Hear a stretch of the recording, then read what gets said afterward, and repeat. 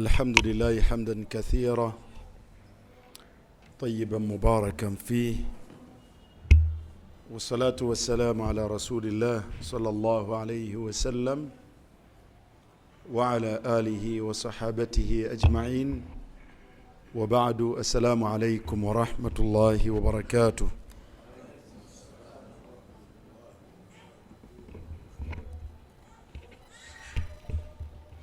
Owekitiibwa Allah subhanahu wa ta'ala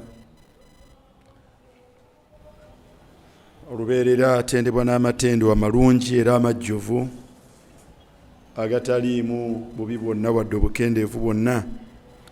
Musaba Allah okusaasirako n'emirembe gye ku mubaka we Muhammadin sallallahu alayhi wa sallam, bakubiriza okutya Allah subhanahu wa ta'ala, era nkakasa nga kyekirungi eri omuntu mu nsi ye ne kabbuli ye n'enkomerero ye, era omutawaana n'obuzibu bwonna bufumbekedde mu kyennyume kya kutya Allah subhanahu wa ta'ala, bubeere obw'oku nsi oba obw'omu kabbuli oba obw'enkomerero. Nga Kasimu ono bw'akyetegeka, waliwo akasonga wano katono naye nayagadde tukatunuleko olw'okusaasaana kwako, oba oluusi n'abantu obutakatwala nga nsonga nga bakakola nga bwe beeyagalidde. Naye njagala okubajjukiza nti okukwata irimu mu mutwe kigambo kirungi. Hifdhul ilm, okukwata ilmu mu mutwe oyo akisobola, kigambo kirungi. Naam.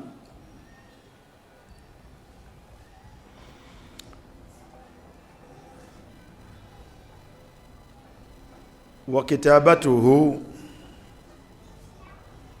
nojiwandiika abqa, nojiwandiika abqa liman yujidu alkitaba,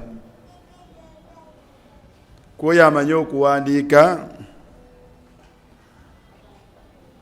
knowledge yonna okugiwandiika kigiwangaaza. Kimu ku bigikola bitya? Mu bantu abakwatanga irimu ku mubaka sallallahu alayhi wa sallam mwalimu Abu Huraira radiyallahu anhu, erinnya lye Abdurrahman ibn Sakhar. Naye yalina enkizo mu kukwata irimu, kubanga hifdhu ye okwata kwe olunaku lumu sallallahu alayhi wa sallam yagamba nti man yabsutu ridaahu, ani ayanjuluza essuuka ye, fa ad'u lahu, musabire abeere nga anjigako ilmu.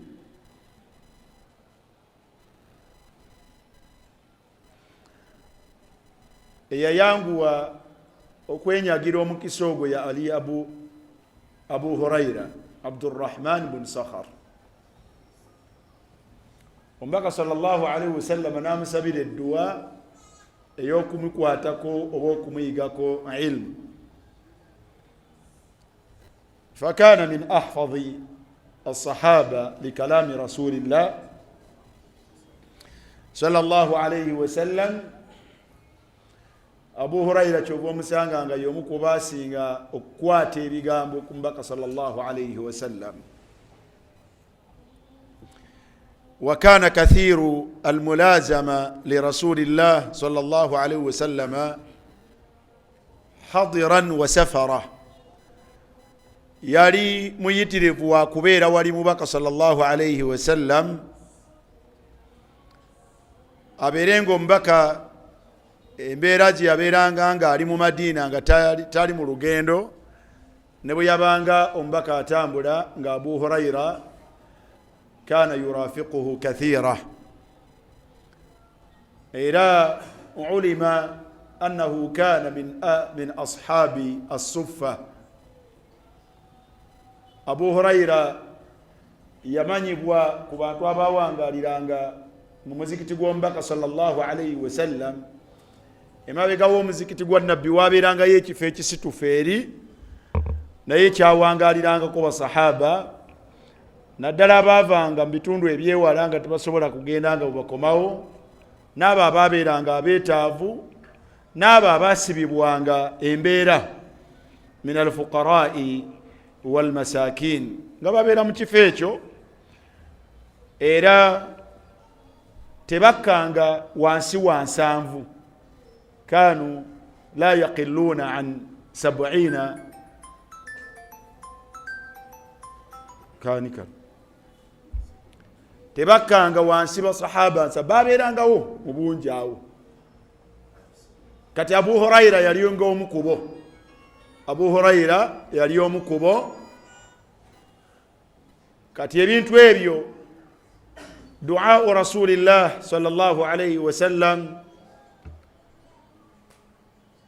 kathratul mulazama li rasulillah sallallahu alayhi wa sallam, okuyitiriza okubeera ku lusegere n'omubaka sallallahu alayhi wa sallam, ihtimamuhu bil ilm, okufaayo ku kuyiga ku mubaka sallallahu alayhi wa sallam kyamuwa enkizo mu kukwata ebigambo bingi ku mubaka sallallahu alayhi wa sallam. Era akyenyumirizaamu naddala nga omubaka amaze okufa, yayogeranga hadithi nga abamu tebaziwulirangako, naye yabagamba nti mwe mwashitaghalanga bitijara wa ziraa, mwe mwatawaananga na kutunda na kulima, naye nze nabeeranga n'omubaka sallallahu alayhi wa sallam kwe kumukwatako ebigambo. Era simanyiyo ansinga, simanyiyo ansinga kubeera nga nakwata ebigambo bingi ku mubaka sallallahu alayhi wa sallam, wabula kyenjagaddemu nti olabanga oyo yakozesa nnyo alhifdhu, okukola kutya, okukwata. Wabula yeye nyini era wagamba nti illa ma kana min Abdullah ibn Amr, illa ma kana min Abdullah ibn Amr, okujjako ate embeera jojjo okusanga ku Abdullah mutabani wa Amru ibn al-Aasi, aga nti oyo yena yalina embeera ze, najogera naga nti fa innahu kana yaktub wala aktub, naye omusajja oyo ye yawandiikanga naye nze nga sikola nja, siwandiika. Kati waliwo awandiika ne wabeerawo atakola nja, wabeerawo atawandiika. Kati hifdhul ilmu kikulu, oyo asobola okukwata naye kiina obwetaavu bungi n'okusoomozebwa kungi. Naye atasobola kukwata kitabatul ilm, okuwandiika ilmu kwoyo Allah subhanahu wa ta'ala gwe yawa okumanya okuwandiika, fa kitabatul ilmu abqa lil ilm, okuwandiika ilmu kyekimu ku bisinga ogikola ki, kimu ku bisinga okugikuuma. Fahrisu ala kitabati ma tata'allamun, mulunkanire okuwandiika bye mukola mutya, bye muyiga kwabo bye musomako. Wala tattakilu kathira, temwesigamira nnyo ku gano masimu gammwe. Waliwo lwensekerera abannannyini masimu gano, ntera okulabako mu buziita mutya, chat groups oba muziita mutya, bwe mutyo bwe mubiyita. Ogenda okulanga bataddeko omusomo ne bateekako n'omusomo, ne baba bataddeko emisomo ebiri oba emeka oba esatu, n'obuuza nti oba kati ani agenda okuwuliriza gino, amale guno awulirize ne guno na guno. Kati buba tebunnaziba ne bongerako emirala ebiri. ashuku mbuusabuusa nti mubiwuliriza ekyo nkibuusabuusa nkibuusabuusa omuntu alina obudde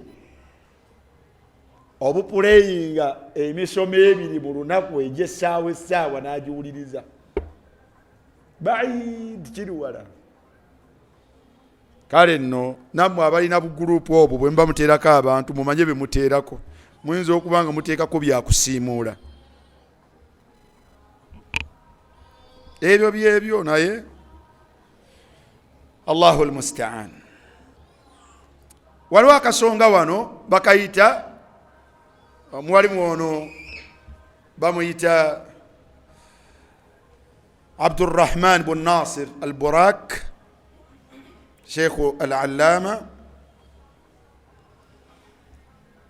naye ng'ekitabo yakitunulako era n'akiyitamu n'akikakasa, naye nga kiwandiikibwa Abdurrahman mutabani wa Saad bin Ali al-Shitri, bakiyita ahkamu au at-tadhkira fi ahkami al-maqbarati al-aqadiyya wal-fiqhiyya, okwejjukiza kugamu ku mateeka ageekuusa ku limbo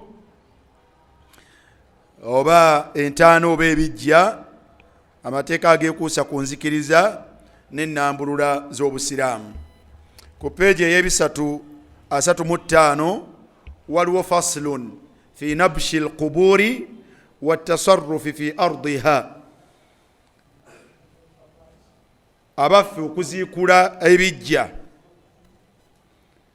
n'okubeera nti abantu beegasa n'ekifo kye baziikuddemu ekijja omufu.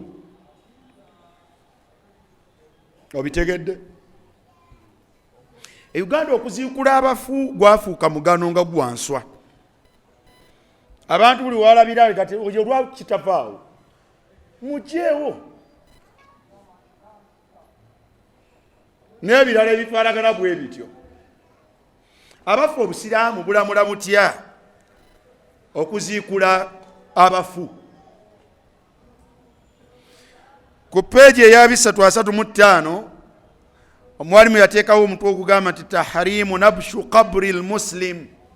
Tahrim okulambikira nti kitekikkirizibwa, kiri haramu. Nabshu okuziikula qabri almuslim, entaana y'omusiraamu, illa limusawwighin shar'iyyin, okujjako nga waliwo ensonga ddala nga amateeka g'obusiraamu gajikkiriza kw'oba osinziira okubeera ng'oziikula kitaawo oba maamawo oba mwanawo oba omusiraamu yenna. Era yagamba rahmatullahi alayhi, yagamba nti ittafaqa alfuqahaa'u, bagyegattako abakenkufu mu mateeka g'obusiraamu ala annahu la yajuuzu, nti muganda wange mwanyiraze tekikkirizibwa nabshu qabri almayyit almuslim, tekikkirizibwa. Tomala gaziikula mufu musiraamu, tomala gemoolera ku kijja kya muntu nga kimanyiddwa nga kya omufu oyo muki musiraamu, illa li daruratin shar'iyya, okujjako nga waliwo obuwaze nga butuukagana n'amateeka g'obusiraamu, ba'da fanaihi wa balaihi, naye ate era kikkirizibwa mu buwaze obwo obutuukagana n'amateeka g'obusiraamu, naye nga tumaze kakasa nti mu kinnya temukyali muntu, nga tumaze kakasa nti mu kinnya we twaziika Dawula takyakola atya, takyalimu. Lianna fi nabshihi, lwaki? Olw'ensonga nti mu kuziikula omufu intihakan li hurumatihi, kubeera kumenya, kubeera kumenya na kuzza misango kwebyo ebizira ku mufu oyo.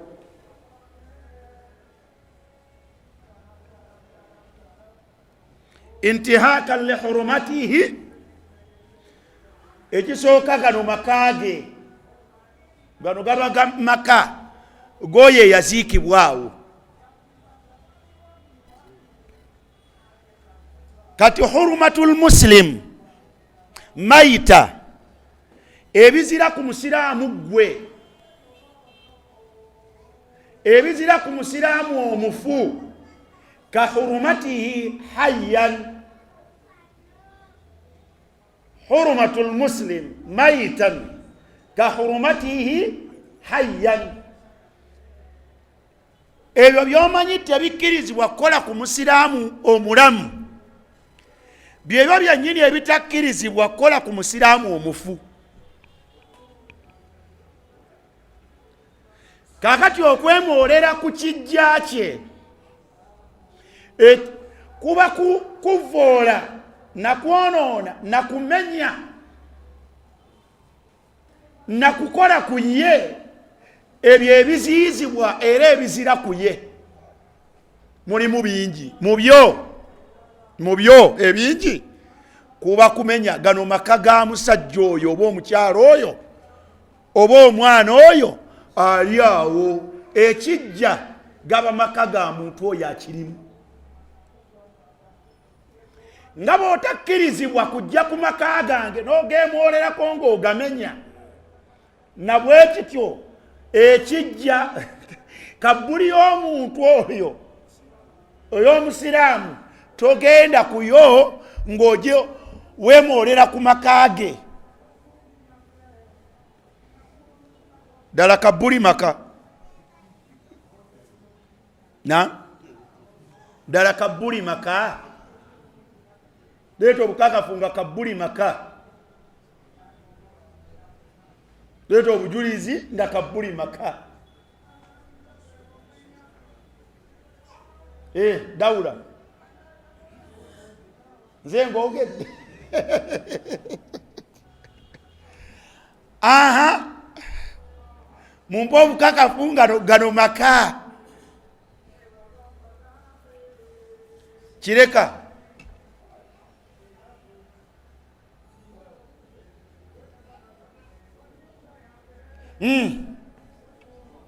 alaikum salam wa barakatuh.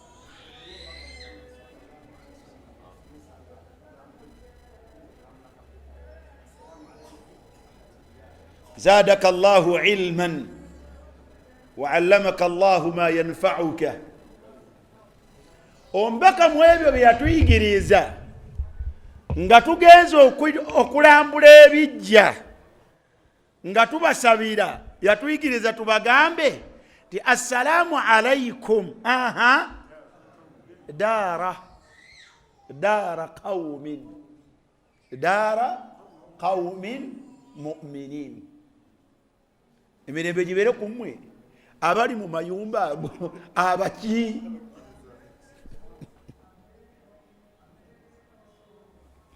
Riwaya ya Duwaya egamba ti assalamu alaikum ahala diyari min almu'minina. Emirembe gibeere ku mmwe bannannyini maka ago. Kati bakulu kabbuli maka g'abasiraamu abo abagalimu, ng'omuntu bw'atakkirizibwa kwemoolera eno intihakan li hurumatihi, nga bw'otakkirizibwa kwemoolera ku maka ga muntu mulamu, kadhalik tokkirizibwa kwemoolera ku kabbuli ya musiraamu.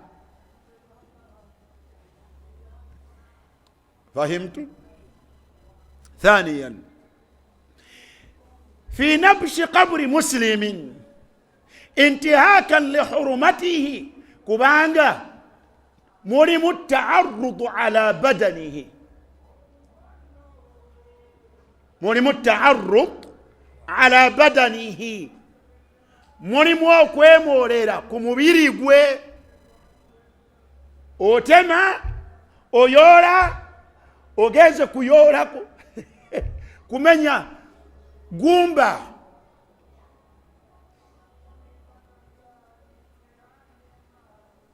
Ombaka yagamba nti kasiru azmi almuslim maita kakasiri hayya.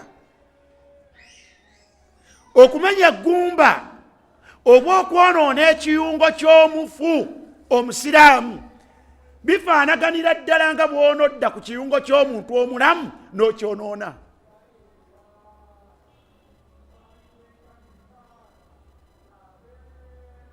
Kyova olaba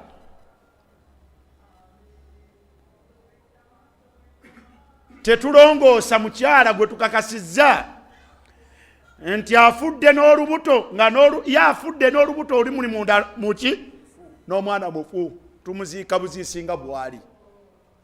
Oba tetubeera na nsonga lwaki tumuteekako akambe. Kyova olaba ng'omufu bw'aba yakakanyadde, leka kwemoola mbw'oyagala kugolola oteekeko ne viivi mbw'ogolola mufu.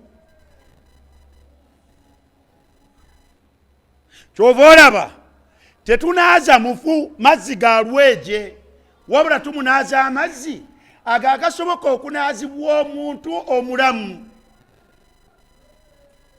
Hatta ne bwe tubanga twategeera nti ye mu bulamu bwe abadde anaaba mazzi mabisi, era ye tumunaaza mazzi maki.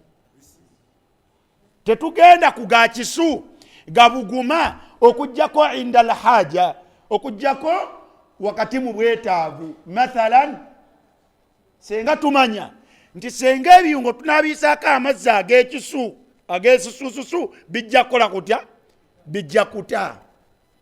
Oba afudde akisidenti agenzeeko omusaayi, bwe tukuyisaako amazzi agabuguma omusaayi guno gujja kukola kutya, gujja kuvaako. N'ebirala ebifaanagana bwe bityo. Kati mwe mukutte ensuuluulu, mukutte naki n'enkumbi muziikula.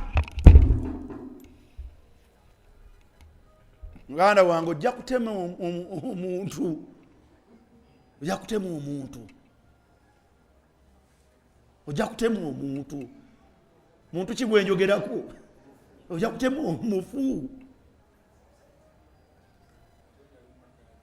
Ate ng'alimu omutemera mu maka ge.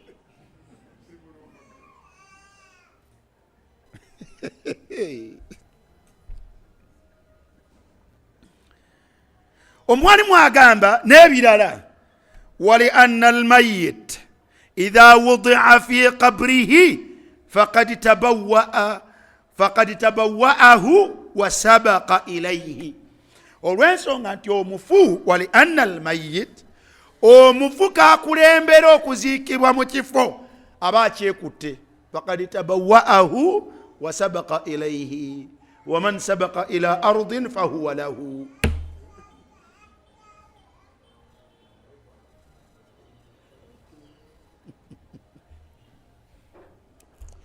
Omuntu yenna bw'akulembera ku kifo kyonna, naam, ekitabaddeeko nnyini kyo kabula dhalik, fahuwa lahu, ekifo ekyo kiba kyani? Kiba kikye. Aba akyekutte, kiba tekikyali kyammwe. Ekifo ekyo omuntu oyo ke yaziikibwawo kyafuuka kifo kyani? Kyafuuka kifo kye. Kati mwe mwagala kitwala wa? Kyemutunda kyammwe? Si kyammwe. Ky'oli akirimu. Agambye wali anna almayit idha wudi'a fi qabrihi, omufu bw'ateekebwa mu kabbuli eyo gye mwasimye, faqad tabawwa'ahu wa sabaqa ilayhi fahuwa habsun alayhi, aba kyesibye, kiba kisibiddwa ku ye. fahuwa habusun alayhi, abakisibyeko kikye si kyammwe.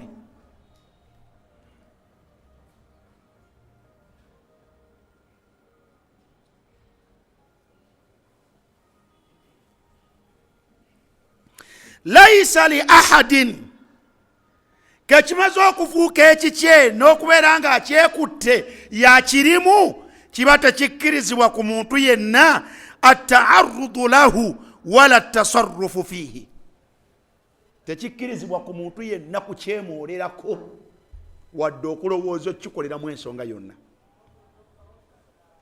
laisa li ahadin, kiba tekikyakkirizibwa. wewaziika kitaawo, wewaziika maama wo, awaziikibwa omusiraamu wonna, eba tekyali yakkirizibwa kwemwoolerawo.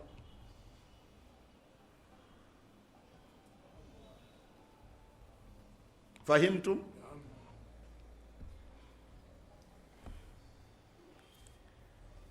ebigambo ebyo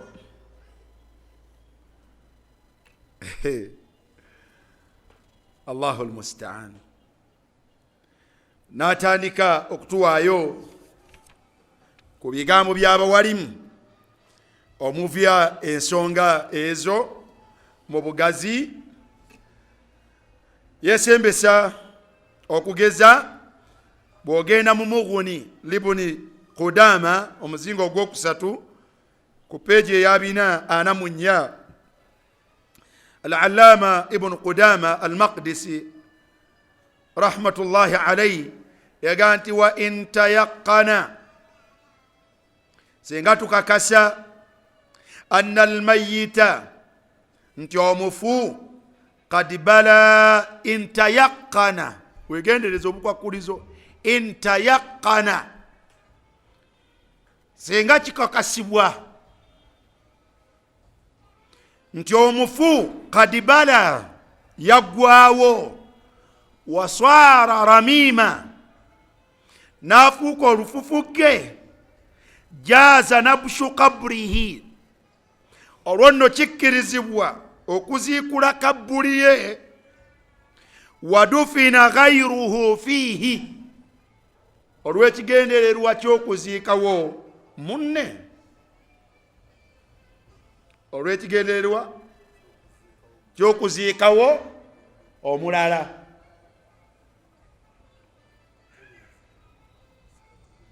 Naye akakwakulizo luvannyuma lwa kukakasa intayaqana, senga mukakasizza nti ddala mu kinnya muno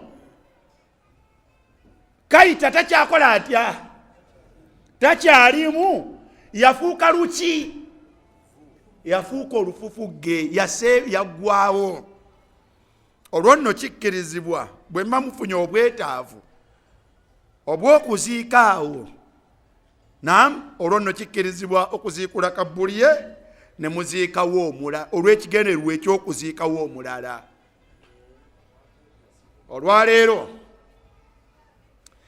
limbo n'obufunda bwazo, abantu basobola okufuna obwetaavu obw'okuddawo okuziika mu limbo ezo naye ng'ate zijjudde.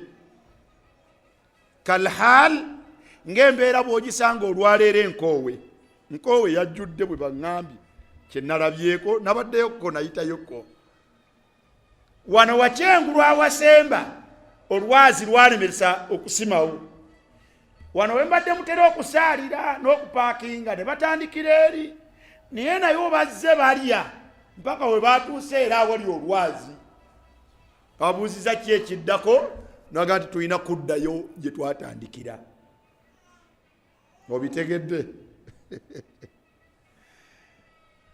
Naye bakikola batya? Okuziikula ebijja bibeere ebyo oba ebiri awalala, muyina kumala kukakasa nti eyaziikibwa awo yakola atya? Yasebengerera naggwaawo n'afuuka olufufugge. Awo oba si ekyo okubeera nga muziika mu kigere ekitutuuka ku ye, kubanga fil islaami yajuuzu, mu busiraamu kikkirizibwa. Olaba ekiyaga nti illa li daruratin shar'iyyin, mu busiraamu kikkirizibwa okuziika ibtidaiyan, okuziika mu kabbuli emu ne tuziikamu abafu abawera ababiri abasatu, ibtidaiyan, nga tubaleesemu omulundi ogwo. Omulundi gutya? Omulundi gumu. Kikubwako kitya? Kahaalu, ng'embeera bwe yafaanagana e Uhudi. Abafu bangi bali mu nsanvu, we basima waliwo mayinja. Okusima kabbuli ensanvu si kyangu. Faturru, embeera n'ebasindikiriza okubeera nga basima ekinnya nga bateekamu aktharu min wahid, bateekamu ababiri, bebateekamu abasatu. Tegerekese bulungi. Bwe kiba mwekityo hadihi darura, nga mwetaaze we mwasiika edda okuziika waate, bwe mukakasa nti alimu yavunda n'ava naggwamu n'afuuka olufufugge, kikkirizibwa. Oba bw'aba tannavaamu, nga bwe mwaba mwasima fuuti 8 ne musima ne mukoma ku 6, oli n'asigala eri wansi 8, ono n'ateekebwa mu 6, ne mbanga mubatadde mu leeyaazi, ne mbateeka mu leeyaazi, ng'era ne mu bulamu bwe kifaanagana. Kati wano tuli eno gye tusaalira, naye awo wansi waliwo abakola ebyabwe. Kati ne kabbuli sobola okubaamu kalina.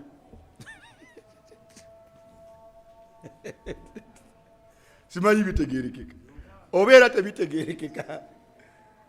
Kati olwo tuba tugenze mu byakalina, nti oli kabeere ku ground floor, ate waggulu bateeke waani, wabeere waasalawo ekibanja omulala. Mutegedde? Ng'obwo obutanda bw'abaki n'ababina obutanda bw'abaana nabo bakola bwe batyo. Wa in shakka, senga tubuusabuusa fi dhalika, tyabaffe mu kinnya muno abalimu baavunda oba tebabanga wakadde kamala okubeera nti sahafu yavunda. Shakka, mubuusabuusizza. Rajaa ila ahli al-khibra, tudda ne twebuuza ku abo abalina obumanyirivu ku mbeera ezifaanako bwe zityo. Kitwalira omuntu bbanga ki okubeera nga bw'aba aziikiddwa okuseebengerera naggwaawo? Okay. Fa in hafara, senga tusima, jjukira we tusima bwaziikawo dda, katulina kusima nga tuli beegendereza. Fa in hafara, senga musima ekinnya, fawajada fiha idhaman dafanaha, ogenda okubadde otakulatakula n'ogenda n'ogwa ku magumba. Akyalimu kemutuuse ku magumba, kitegeeza nti sahafa akyakola atya. Kali ke bagambye nti tannafuuka lufufukke, ono akyakola atya? Ono akyaliwo. Dafanaha, muzeewo, awo muveewo. Sajja muleke, oba omukazi muleke muki, muleke mu makaagi. Wa hafara fi makanin akhar, mugende musima waki, mugende musima walala. Nassa alayhi al-Imam Ahmad, wastadalla al-Imam Ahmad bwatu bwakirambika era yeesembesa obujulizi obugamba bi anna kasra azma al-mayyit ka kasri azmi al-hayy. Yeesembesa ekigambo ky'omubaka sallallahu alaihi wasallam kyagamba nti okwemolera ku ggumba ly'omuntu omufu n'olimenya kyefaanagana ng'okumenya eggumba ly'omuntu nga muki, nga mulamu. Wa hadha haram, tekikola kitya, tekikkirizibwa.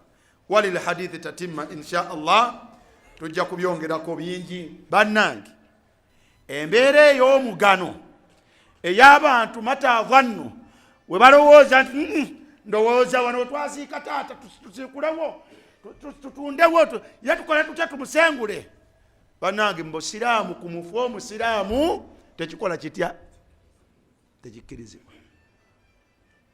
Tuwe ebitiibwa ebijja, weebitiibwa weekitiibwa ekijja n'oyo eyakikola atya, n'oyo akirimu eyakiziikibwamu. Kimalira bumalizi omuntu okubeera nga ekijja akirimu musiraamu. Kimalira bumalizi okubeera nga ekijja kyetwogerako akirimu musiraamu. Ate bwe kyeyongerako obwebindu ne kisukka, ekijja akirimu kitaawo, ekijja akirimu kitaawo. Gwogenda okumenya, gw'oyagala okutemako enkumbi maama wo. Bano bemuziikula, bemumenya, bemuyoola ne mukola byonna bye mwagala, bakyala bammwe, baami bammwe, baana bammwe. Ya nas, ma lakum wal amwal, ma lakum wal amwal.